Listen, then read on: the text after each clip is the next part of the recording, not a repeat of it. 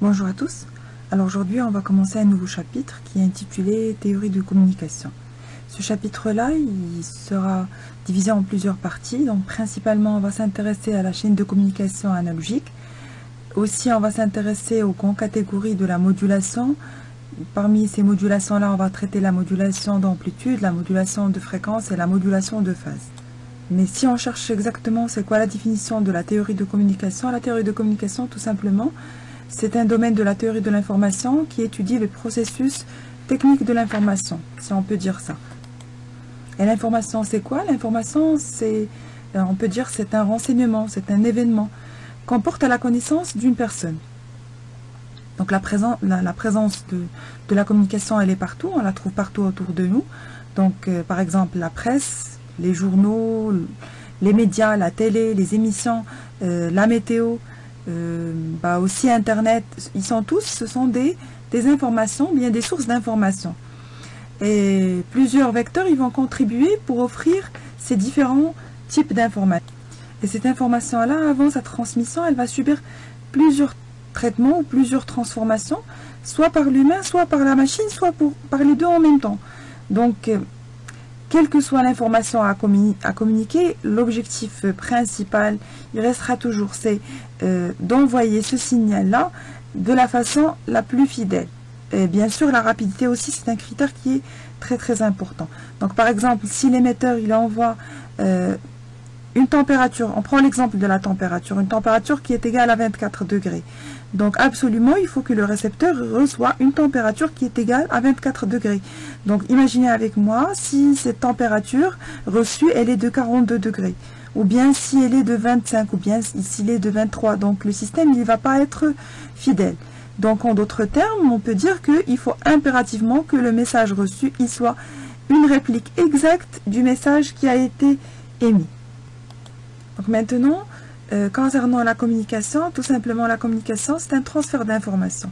Donc on a un émetteur et on a un récepteur et on souhaite envoyer une information de l'émetteur au récepteur.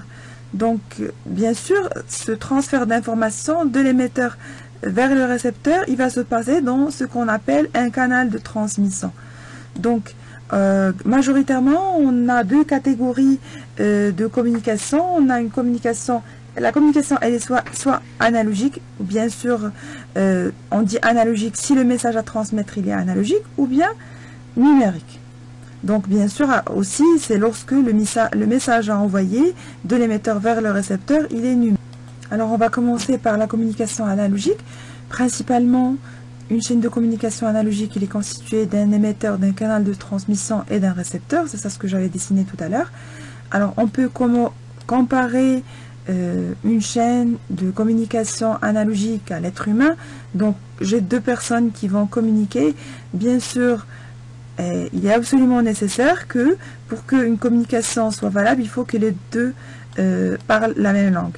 Alors lorsque je parle, la différence entre parler et communiquer, parler, donc une seule personne qui va envoyer l'information dans un seul sens, mais lorsque je parle de communication, donc les deux. Donc l'émetteur, il va envoyer l'information au récepteur, récepteur, il va lui répondre, il va lui dire est-ce que l'information elle est correcte, est-ce qu'elle est juste, est-ce qu'il a bien reçu le signal, etc.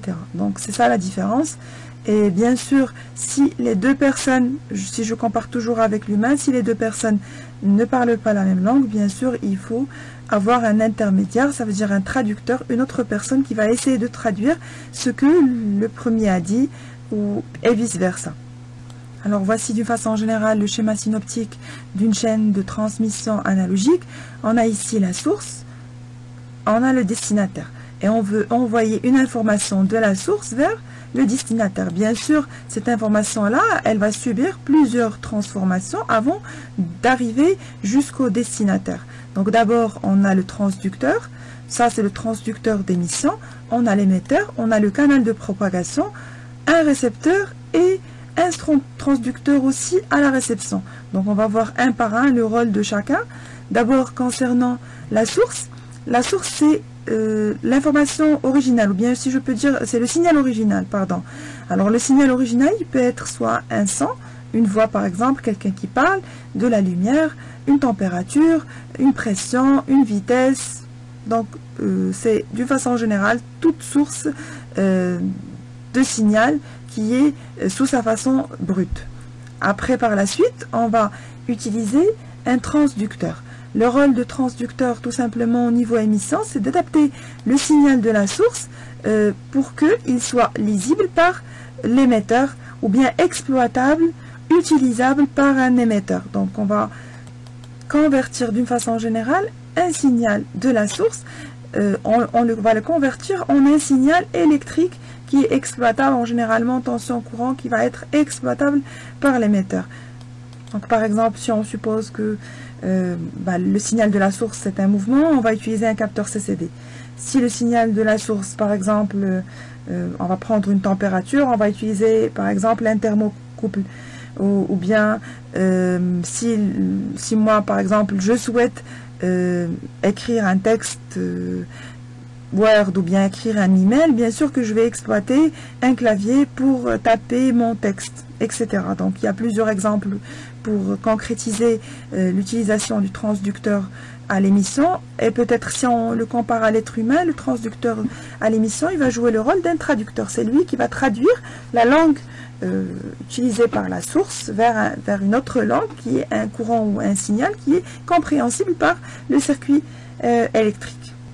Et par la suite, vous remarquez avec moi, on a l'émetteur. L'émetteur, d'une façon générale, je peux globaliser, comme on a dit au début, j'ai dit c'est un schéma synoptique global ou bien général. Bien sûr, on peut trouver dans la littérature plusieurs schémas où ce bloc émetteur, il est partagé en plusieurs parties. Nous, on a rassemblé les différents éléments, on a dit que c'est l'émetteur. Mais d'une façon générale, si je veux dire quel est son rôle, donc le rôle de l'émetteur, c'est d'adapter le signal issu du transducteur afin de pouvoir l'adapter au canal de transmission.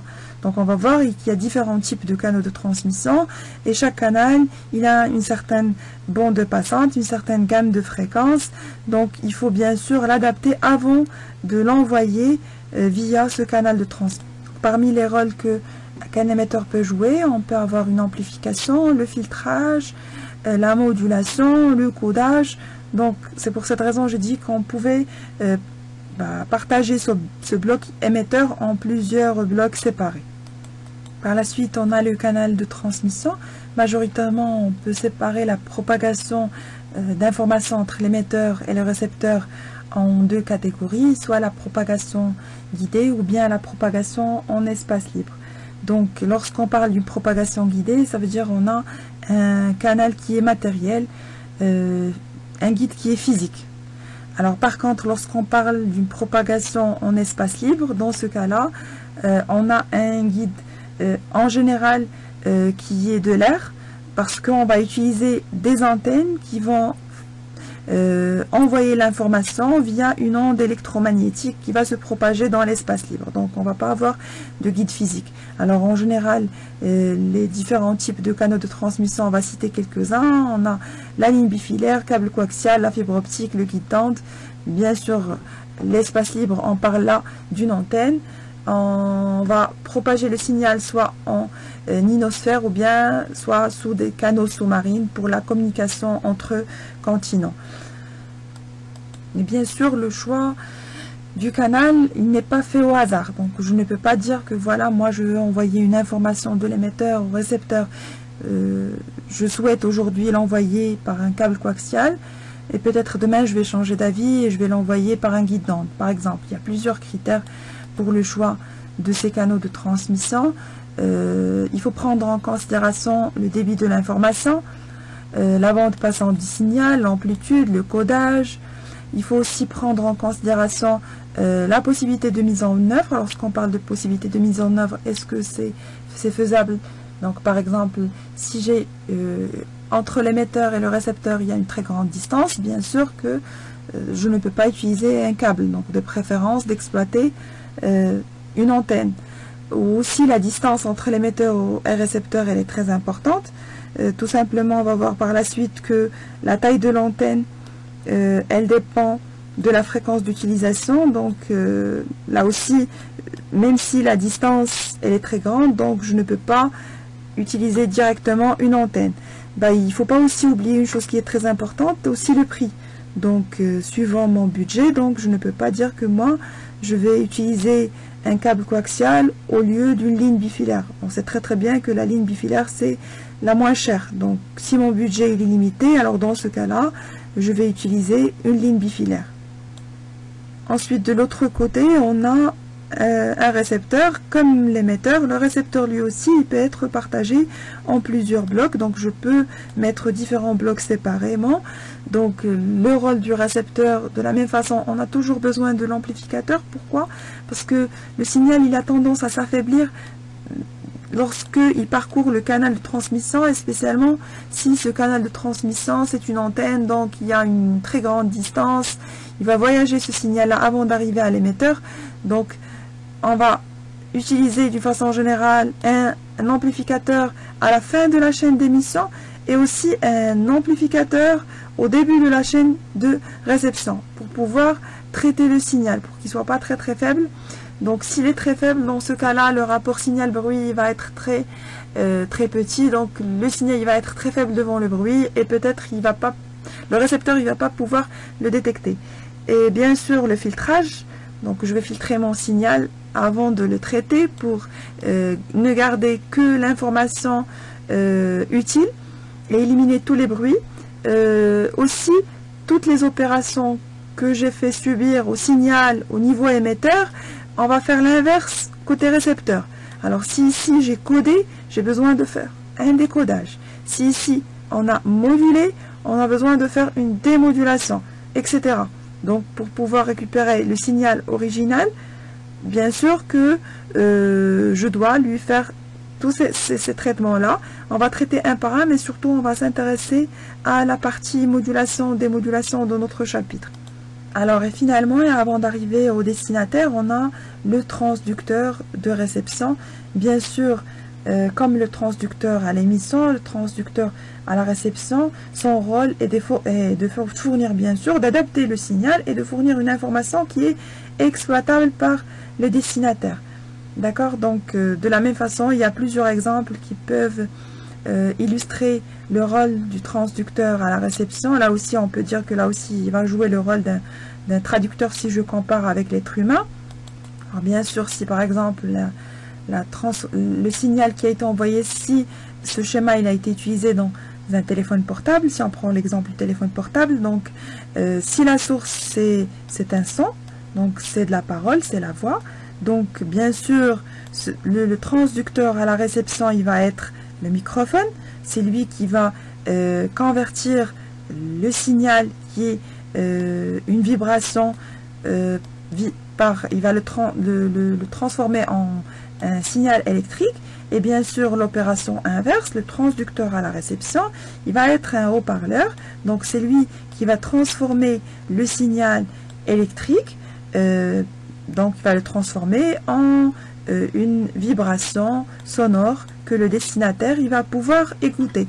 Donc et les exemples ils ne sont pas limités, il y a plusieurs exemples. Alors par exemple, toujours c'était mon texte que j'ai tapé niveau source, c'était un texte, donc c'était un mail que j'ai envoyé. Donc au niveau destinataire, on va utiliser un écran pour pouvoir afficher, d'accord, ou bien si c'était une image, on va utiliser un écran pour que le destinataire il arrive à visualiser le signal reçu, donc le signal original. Et j'insiste, la chose la plus importante c'est la fidélité, donc il faut absolument que c'est le même signal envoyé par la source que le destinataire il va recevoir. Alors pour transmettre un signal de l'émetteur au récepteur, d'une façon générale on dispose de deux méthodes, soit une transmission en bande de base, soit une transmission par modulation.